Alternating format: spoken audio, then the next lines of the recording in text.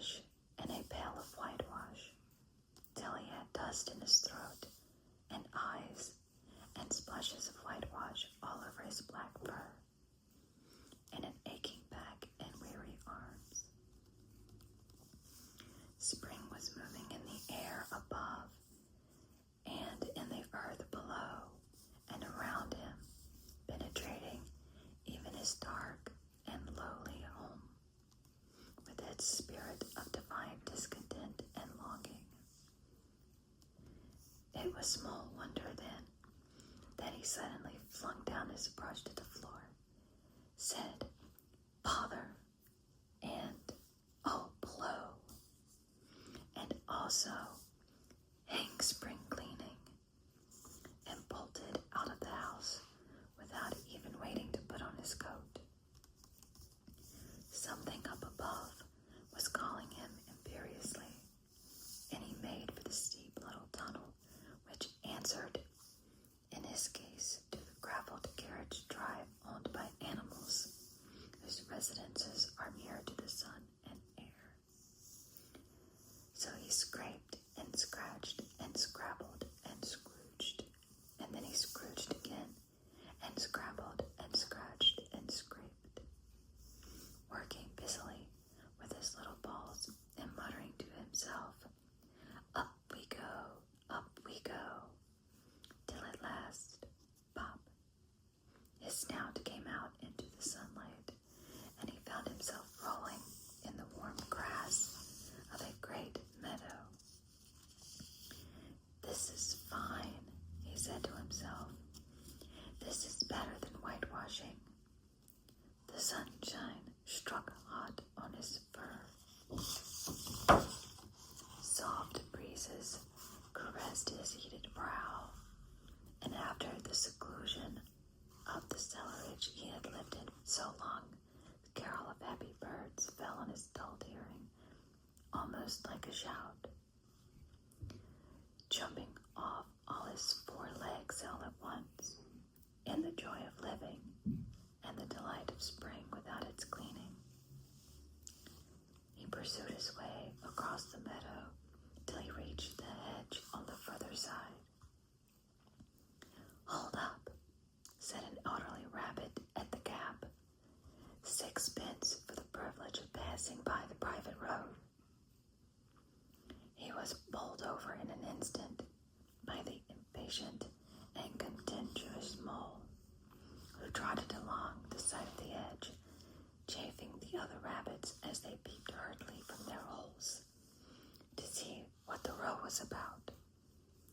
"Onion sauce," he remarked jeeringly, and was gone before they could think of a thoroughly satisfactory reply. Then they all started grumbling at each other. "How stupid you are! Why didn't you tell him? Well, why didn't you say? You might have reminded him," and so on, in the usual way. But, of course, it was then much too late, as is always the case. It all seemed too good to be true. Hither and thither through the meadows he rambled busily, along the hedgerows, across the copse, finding everywhere birds building, flowers budding, leaves thrusting, everything happy and progressive and occupied. And instead of an uneasy conscience pricking at him and whispering, "Whitewash," he somehow could only feel how jolly it was to be the only idle dog among all these busy citizens. After all, the busy part of a holiday is perhaps not so much to be resting yourself as to see all the other fellows busy working. He thought his happiness was complete when, as he meandered aimlessly along, suddenly he stood by the edge of a full-fed river. Never in his life had he seen a river before. This sleek, sinuous, full-bodied animal, chasing and chuckling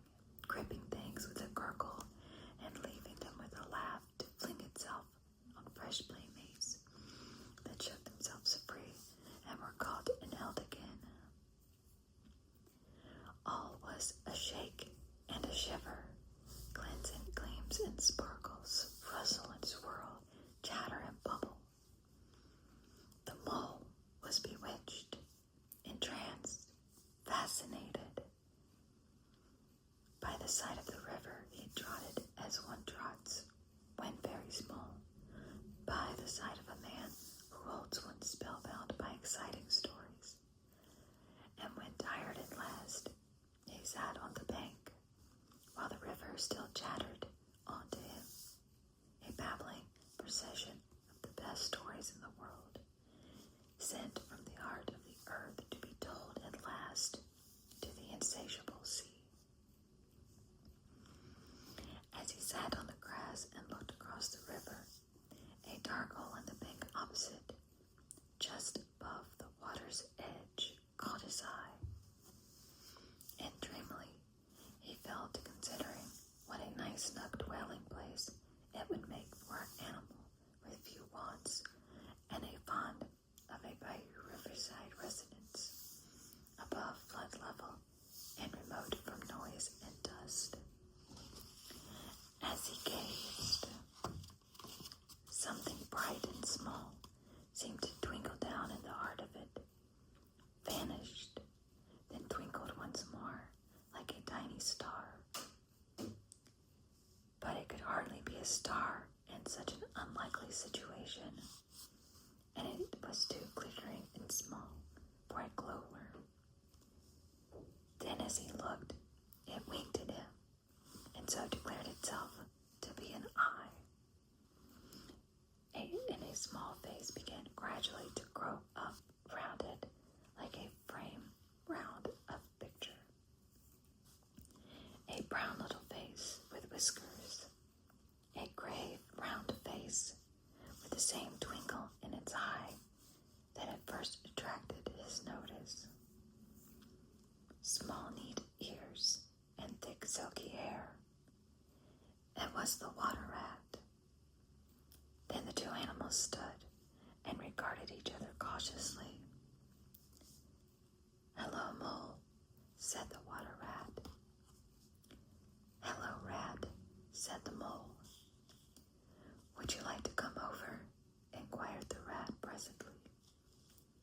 "Oh, it's all very well to talk," said the Mole rather pettishly, he being new to a river and riverside life and its ways. The rat said nothing, but stooped and unfastened a rope and hauled on it, then lightly stepped into a little boat, which the Mole had not observed. It was painted blue outside and white within, and was just the size for two animals, and the Mole's whole heart went out to it at once, even though he did not fully yet understand its uses. The rat sculled him smartly across and made fast. Then he held up his forepaw as the Mole stepped gingerly down. "Lean on that," he said. "Now then, step lively." And the Mole, to his surprise and rapture, found himself actually seated in the stern of a real boat. "This has been a wonderful day," he said, as the rat shoved off and took the sculls again. "Do you know, I've never been in a boat before in all my life." "What?" cried the rat, open-mouthed. "Never been in a... You never? Well, what have you been doing then?" "Is it so nice as all that?" asked the Mole shyly, though he was quite prepared to believe it as he leant back in his seat and surveyed the cushions, the oars, the rowlocks, and all the fascinating fittings, and felt the boat sway lightly under him. "Nice. It's the only thing," said the river rat solemnly as he leaned forward for a stroke. "Believe me, my young friend, there is nothing, absolutely nothing, half so much worth doing as simply messing about in boats. Simply messing," he went on dreamily, "messing about in boats, messing." "Look ahead, Rat," cried the Mole was too late.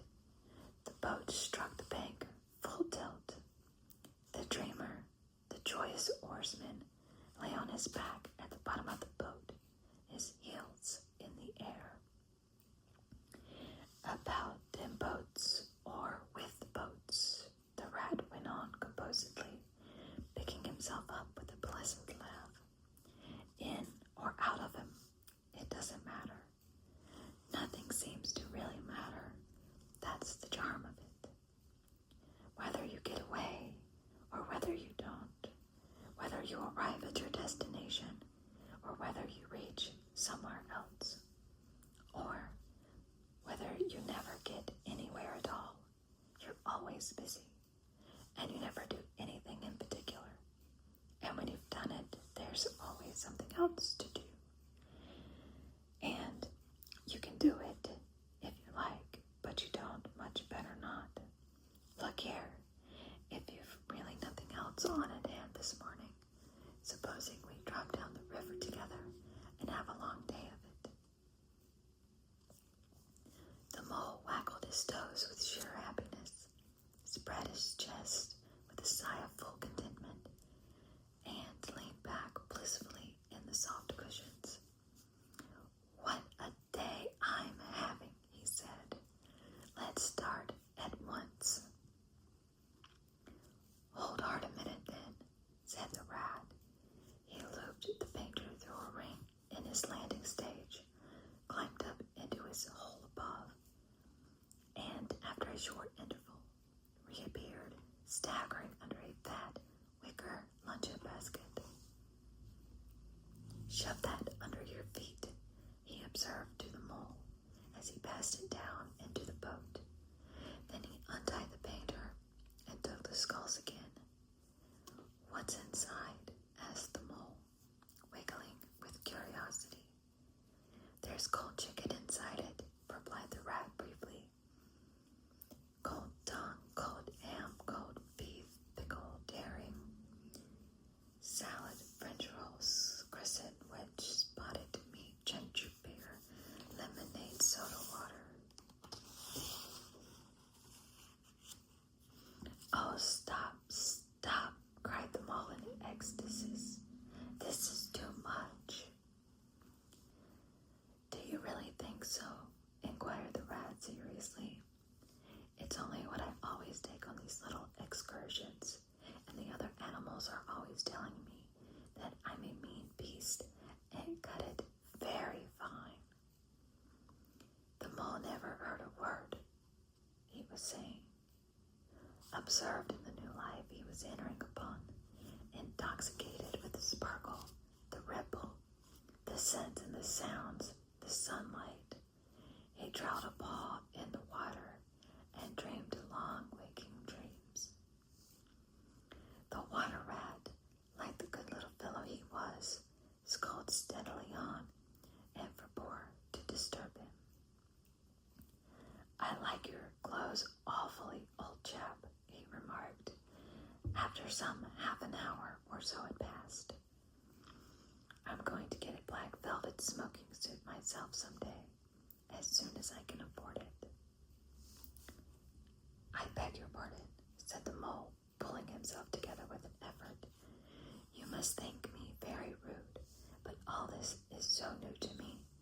So this is a river.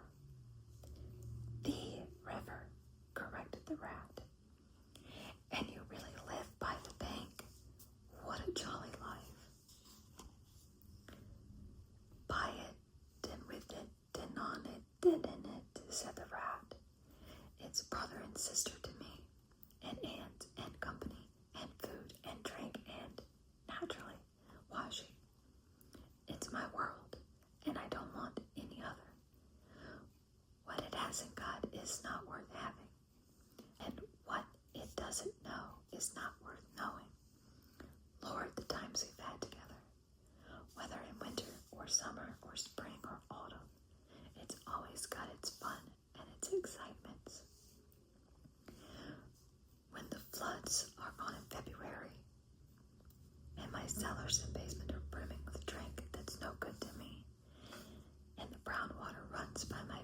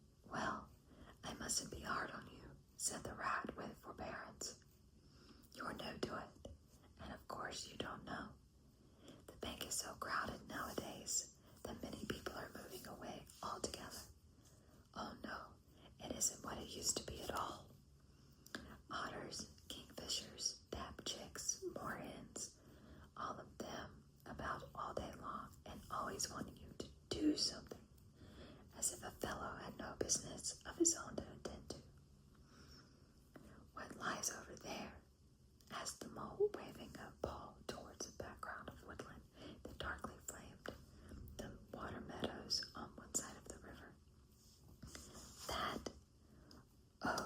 That's just the wildwood, said the rat shortly.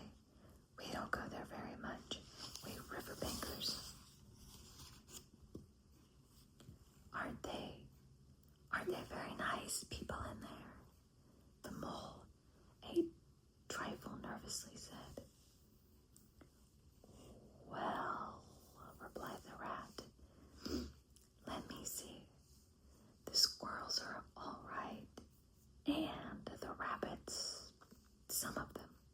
But rabbits are a mixed lot. And then there's Badger, of course. He lives right in the heart of it. Wouldn't live anywhere else either, if you paid him to do it. Dear old Badger. Nobody interferes with him. They'd better not, he added significantly. Why? Who should interfere with him? Asked the mole. Well, of course there are others, explained the rat in a hesitating sort of way. Weasels and stoats and foxes and so on. They're all right in a way. I'm very good friends with them. Pass the time of day when we meet and all that. But they break out sometimes. There's no denying it. And then, well, you can't really trust them. And that's the fact. The mole knew well that it was quite against animal etiquette to dwell on possible trouble ahead, or even to allude to it, so he dropped the subject. And beyond the wildwood again, he asked, where it's all blue and dim, and one sees what may be hills, or perhaps they mate, or something like the smoke of towns, or is it only cloud drift? Beyond the wildwood comes the wide world, said the rat, and that's something that doesn't matter, either to you or me. I've never been there, and I'm never going, nor you either, if you've got any sense at all. Don't ever refer to it again, please. Now then, here's our backwater at last, where we're going to lunch. Leaving the main stream, they now passed into what seemed at first sight like a little landlocked lake. Green turf sloped down to either edge. Brown, snaky tree roots gleamed below the surface of the quiet water, while ahead of them the silvery shoulder and foamy tumble of a weird arm-in-arm with a restless, dripping mill wheel that held up its stern, a great gabled mill house, filled the air with a soothing murmur of sound, dull and smothery, yet with little clear voices speaking up cheerfully out of it at intervals. It was so beautiful that the mole could only hold up both forepaws and gasp, oh my, oh my, oh my. The rat brought the boat alongside the bank, made her fast, helped the still awkward mole safely ashore, and swung out the luncheon basket. The mole begged as a favor to be allowed to unpack it all by himself, and the rat was very pleased to indulge him, and to sprawl at full length on the grass and rest, while his excited friend shook out the tablecloth and spread it, took out all the mysterious packets one by one, and arranged their contents in due order, still gasping, oh my, oh my, at each fresh revelation. When all was ready, the rat said, now, begin, old fellow, and the mole was indeed very glad to obey, for he had started his spring cleaning at a very early hour that morning, as people will do, and had not paused for a bite or sup, and he had been through a very great deal since that distant time,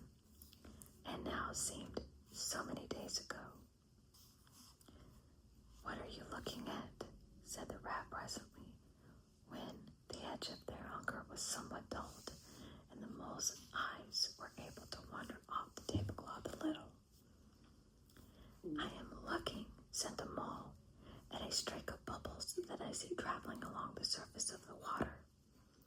That is the thing that strikes me as funny. Bubbles. Oh, oh, said the rat, and chirped cheerfully in an inviting sort of way.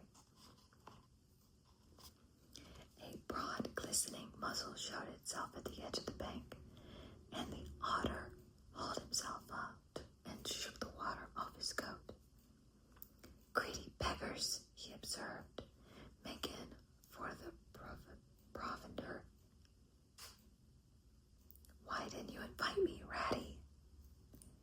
This was an impromptu affair, explained the rat. By the way, my friend, Mr. Mole. Proud, I'm sure, said the otter, and the two animals were friends forthwith. Such a rumpus everywhere, continued the otter. All the world seems out on the river today. I came up with this backwater to try and get a moment's peace, and then stumbled upon you fellows. At least, I beg pardon.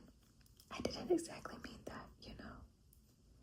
There was a rustle behind them, proceeding from the edge wherein last year's leaves still clung thick, and a stripy head with high shoulders behind it peered forth on them. Come on, old badger, shouted the rat. The badger trotted forward a pace or two, then grunted, company, and turned his back and disappeared from view. That's just the sort of fellow he is, observed the disappointed rat. Simply hates society. And now we shan't see any more of him today. Well, tell us who's out on the river. Toad's out, for one, replied the otter, in his brand new wager boat. New dogs and new everything. The two animals looked at each other and laughed. Once, it was nothing but sailing, said the rat. Then he tired of that and took to bunting. Nothing would please him but to bunt all day, every day, and a nice mess he made of it. Last year, it was houseboating, and we all had to go and stay with him in his houseboat and pretend we liked it. He was going to spend the rest of his life in a houseboat. It's all the same. Whatever he takes up, he gets tired of it and starts on something fresh. Such a good fellow, too, remarked the otter reflectively, but no stability, especially in a boat. From where they sat, they could get a glimpse of the main stream across the island that separated them, and just then a wager boat flashed into view. The rower, a short, stout figure, splashing badly and rolling a good deal, but working his hardest. The rat stood up and hailed him, but Toad, for it was he, shook his head and settled sternly to his work. He'll be out of the boat in a minute if he rolls like that, said the rat, sitting down again. Of course he will, chuckled the otter. Did I ever tell you that good story about Toad and the lock keeper? It happened this way. Toad, an errant mayfly, swerved unsteadily athwart the current in the intoxicated fashion affected by young bloods of mayflies seeing life. A swirl of water and a clop, and the mayfly was visible no more. Neither was the otter. The mole looked down. The voice was still in his ears, but the tuft wherein he had sprawled was clearly vacant. Not an otter to be seen as far as the distant horizon. But again, there was a streak of bubbles on the surface of the river. The rat hummed a tune, and the mole recollected that animal etiquette forbade any sort of comment on the sudden disappearance of one's friends at any moment, for any reason or no reason whatsoever.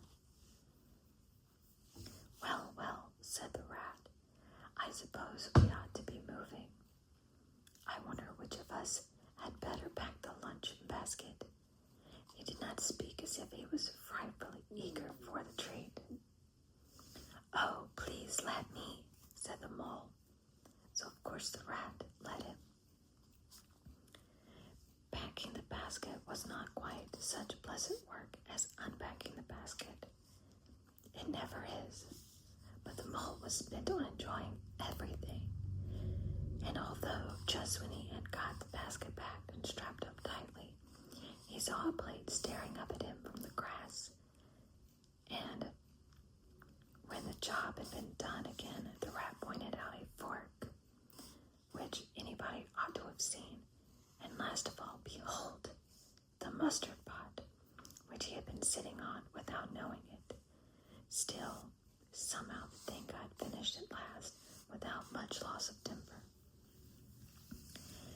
The afternoon sun was getting low as the rat sculled gently homewards in a dreamy mood, murmuring poetry things over to himself, and not paying much attention to Mole. But the mole was very full of lunch and self-satisfaction and pride, and had already quite at home in a boat, so he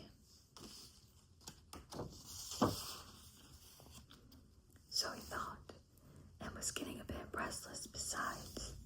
And presently he said, "Ratty, please, I want to row now." The rat shook his head with a smile. "Not yet, my young friend," he said. "Wait until you've had a few lessons. It's not so easy as it looks." The mole was quiet for a minute or two, but he began to feel more and more jealous of Rat, sculling so strongly and so easily along, and his pride began to whisper that he could do it every bit as well. He jumped up and seized the scull so suddenly that the rat, who was gazing out over the water and saying more poetry things to himself, was taken by surprise and fell backwards off his seat with his legs in the air for the second time, while the triumphant mole took his place and grabbed the sculls with entire confidence. "Stop it, you silly ass," cried the rat from the bottom of the boat. "You can't do it. You'll have us over." The mole flung his sculls back with a flourish and made a great dig at the water. He missed the surface altogether. His legs flew up above his head, and he found himself lying on the top of the prostrate rat. Greatly alarmed, he made a grab at the side of the boat, and the next moment, sploosh, over went the boat, and he found himself struggling in the river. Oh my, how cold the water was, and oh, how very wet it felt. How it sang in his ears as he went down, down, down. How bright and welcome the sun looked as he rose to the surface, coughing and sputtering. How black was his despair when he felt himself sinking again. Then a firm paw gripped him by the back of his neck. It was the rat, and he was evidently laughing. The mole could feel him laughing. Right down his arm, through his paw, and so into the mole's neck. The rat got a hold of the skull and shoved it under the mole's arm. Then he did the same by the other side of him, and, swimming behind, propelled the helpless animal to shore, hauled him out, and set him down on the bank, a squashy, pulpy lump of misery. When the rat had rubbed him down a bit and wrung some of the wet out of him, he said, "Now then, old fellow, trot up and down the towing path as hard as you can till you're warm and dry again, while I dive for the luncheon basket."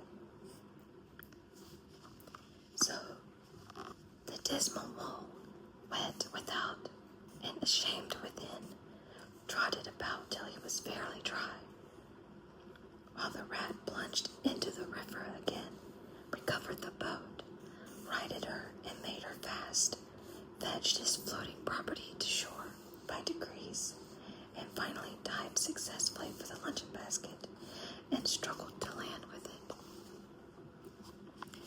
When all was ready for a start once more, the mole limped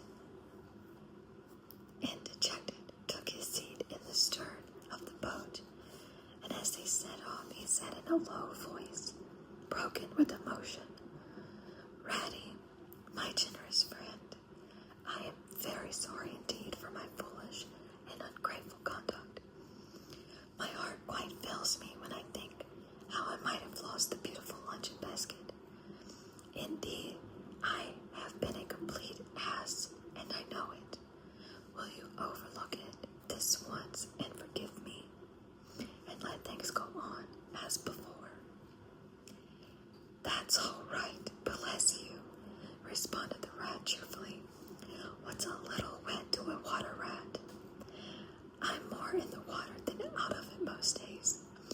Don't you think any more about it, and look here, I really think you had better come and stop with me for a little time. It's very plain and rough, you know, not like Toad's house at all. But you haven't seen that yet. Still, I can make you comfortable, and I'll teach you to row and to swim, and you'll soon be handy on the water as any of us." The mole was so touched by his kind manner of speaking that he could find no voice to answer him, and he had to brush away a tear or two with the back of his paw. But the rat kindly looked in the other direction, and presently the mole's spirits revived again, and he was even able to give some straight back talk to a couple of moorhens who were sniggering to each other about his bedraggled appearance. When they got home, the rat made a bright fire in the parlor and planted the mole in an armchair in front of it, having fetched down a dressing gown and slippers for him, and told him river stories till supper time. Very thrilling stories they were, too, to an earth-dwelling animal like the mole. Stories about weirs and sudden floods, and leaping pike, and steamers that flung hard bottles. At least bottles were certainly flung, and from steamers, so presumably by them, and about herons, and how particular they were whom they spoke to, and about adventures down drains, and night fishing with otter, and excursions far afield with badger. Supper was most cheerful meal, but very shortly afterwards a terribly sleepy mole had to be escorted upstairs by his considerate host to the best bedroom, where, as soon as he laid his head on the pillow, in great peace and contentment, knowing that his new-found friend, the river, was lapping the sill of his window. This day was only the first of many similar ones.